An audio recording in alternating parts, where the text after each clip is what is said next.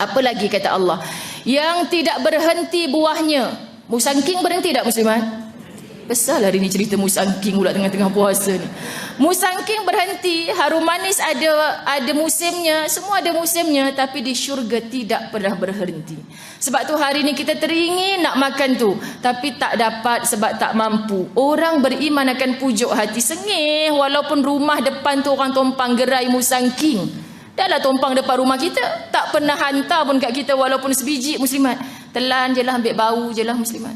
Kerana apa? Kerana kita pujuk hati. Tak apa, nanti dalam syurga berking-king-king-king-kong lagi kita boleh dapat. Dia banyak dapat.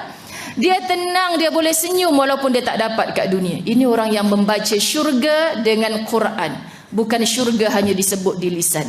Dan muslimat tidak terlarang mengambilnya. Hari ni ustazah musangking lagi marah. Apa benda sajalah buah yang telah ditinkan. Contoh kan, apa sajalah buah-buah. Kita kadang-kadang nak makan buah laici, orang kata laici itu daripada China lah, takut masuk lemak babi lah segala. Boleh ke ustazah? Jawapannya, saya tak duduk dalam tim laici tu kak. Saya tak tahu. Depan tulis halal kan. Kita pegang situ sajalah muslimah kan. Kalau halal tu jelas-jelas memang halal. Jakim kita kat Malaysia ni, jakim dah kabur banyak kali dah. Jangan risau lagi. Dekat depan restoran makanan segera tu besar-besar bulat halal. Tapi saya tetap was-was. Tak payah kempen kat orang lain was-was. Sebab yang was-was mu. Orang lain nampak halal itu jelas. Lepas tu apa usaha kita? Nak pergi ke dapur ke tengok. Dapur tu tak sembelih ayam. Faham tak muslimat? Itu dah kalau dapur tak sembelih ayam, kita nak pergi ladang kepada ayam tu nak tengok sembelih ke tidak. Islam tak suruh sampai macam tu. Sebab tu ada satu badan yang meluluskan. Mereka ni yang buat kerja. Kawan saya salah seorang daripada mereka ni muslimat. Hari-hari kita dengar, ya Allah Zai, hari ni kami masuk 8 premis yang 2 sahaja sahih sijil halal dia, 6 lagi tidak. Beremang bulu roma muslimat. Yang kita dah berbelas tahun makan kat situ. Ya, rupanya masa kita cek tu sajalah yang betul-betul ambil daripada sumber ayam disembelih. Bila kita buat spot check macam ni, rupa-rupanya dah dia tak ambil daripada sumber ayam disembelih, asalkan murah. Tu muslimat, bila kita makan kat luar, kita nak kata apa lagi? Hanya pandanglah kat depan halal. Mana mungkin orang nak pergi cek sampai ke dapur, sampai ke ladang yang disembelih. Sebab tu kalau kita was-was orang dalam bab dah ada bulat tu halal, jangan kempen, jangan forward ni muslimat, tiba-tiba dia betul-betul halal. Kita yang menjadikan orang boykot dia. Kamu jawab depan Allah. Faham ke tak faham ni? Cara main buat je Masjid Ibn Abbas tapak. So tak payah main forward je lah kalau benda tu kita tak yakin. Kecuali kita sebut anak saudara saya yang kerja kat situ ustazah, depan mata dia tak sembelih, cucuk je ni. Jadi menyebabkan saya was-was dengan semua rangkaian kedai-kedai dia. So akak yang was-was. Tak payah cerita dekat orang lain, muslimat dirahmati Allah, dengan memviralkan. Tapi nak cerita dalam keluarga, sebab apa? Yang anak saudara nampak tu mungkin seekor ayam saja. Kat tempat lain mungkin tidak. Faham maksud? Sebab tu kadang-kadang yang membunuh perniagaan orang Melayu adalah orang Melayu sendiri. Ini berhati-hati muslimat dirahmati Allah. Baik, dia tidak terlarang mengambilnya. Jadi hari ni kalau kita ada rasa was-was, betul ke tidak halalan tayyibah, bagi tahu pada hati. Tak makan kat sini tak apa. Ustazah pernah terkedu dengan suami kepada anak murid. Dia berkahwin dengan orang Jerman, doktor pula tu, tahu muslimat, masuk Islam. Saya ingat lagi dia dah kahwin baru dia fikir untuk berkhatan. Kan berkhatan. Dah besar-besar tua-tua tu, saya mengaji dekat rumah dia. Saya mengaji kat rumah dia masa tu. Apa tu, ustazah jangan masuk jumpa ni sebab dia segan, dia baru lepas ni. Tak apa kak, kita ngaji kat bawah. Dia segan nanti kalau ustazah naik atas nampak dia tengah dengan kain pelikat dia. Tak apa, saya faham, ngaji je kat bawah. Ustazah tahu tak hari tu saya bawa balik coklat ni lah. Sedap lah coklat ni. Ustazah pun suka. Kita bagi kat dia. Dia kan doktor, macam-macam kajian yang dia baca muslimat. Dia pun dulu bukan orang Islam, duduk dekat Jerman. Dia kata apa ni, jelas-jelas ni ada kandungan yang memang daripada babi. Memang tulis halal pun memang tak boleh makan.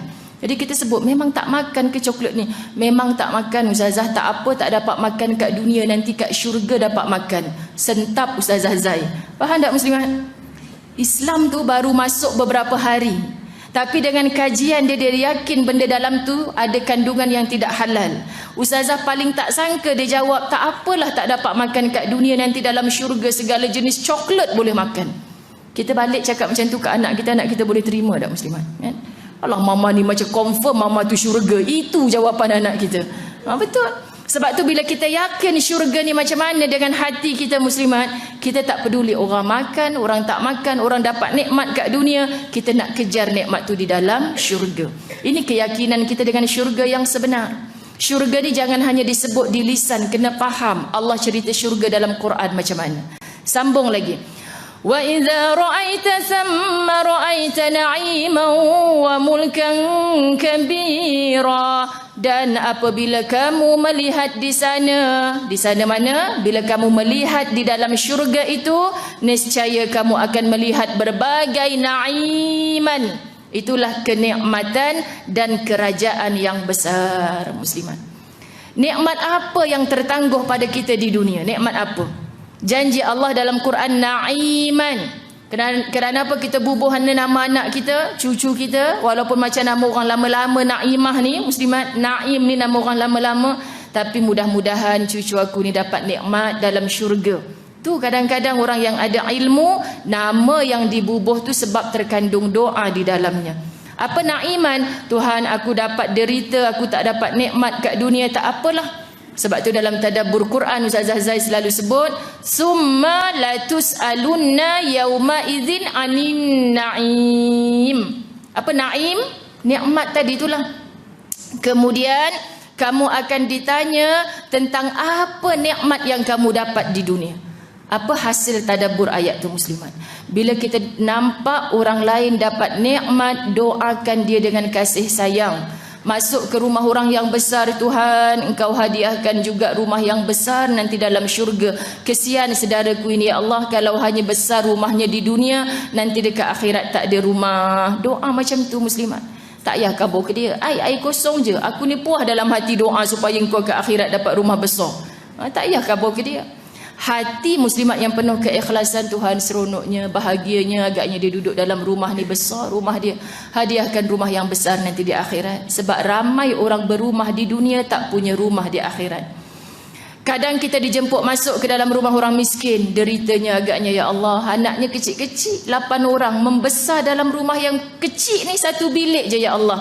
Hasil sabarnya engkau anugerahkan rumah yang besar di akhirat. Ini betul-betul ukhuwah yang kerana Allah, muslimat dirahmati Allah.